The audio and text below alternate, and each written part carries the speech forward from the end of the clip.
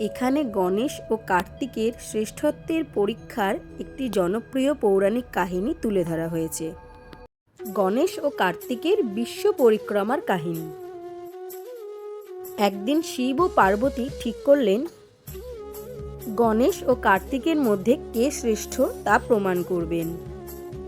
শিব পার্বতী তাদের দুই পুত্রকে বললেন, যে সবার আগে পুরো বিশ্ব ঘুরে আসতে পারবে সেই বিজয়ী হবে।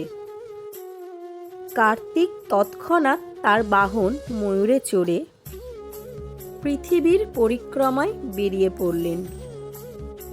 অন্যদিকে বুদ্ধিমান গণেশ ভাবলেন, বিশ্ব তো তার বাবা মা শিব ও পার্বতীর মধ্যেই বিরাজমান। তিনি পরম শ্রদ্ধায় শিব ও পার্বতীকে আসন থেকে উঠিয়ে তাদের চারিদিকে 7 বার প্রদক্ষিণ করলেন এবং হাত জোড় করে দাঁড়িয়ে রইলেন। শিব পার্বতী গণেশের বুদ্ধিতে প্রসন্ন হয়ে তাকে বিজয়ী ঘোষণা করলেন।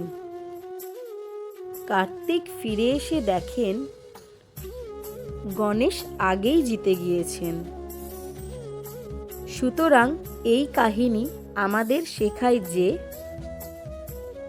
বাবা মা হলেন সন্তানের কাছে ঈশ্বরের প্রতিরূপ।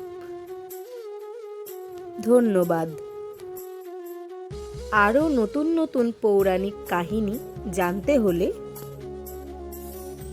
আমার পেজটিকে সাবস্ক্রাইব করে অবশ্যই যুক্ত থাকবেন।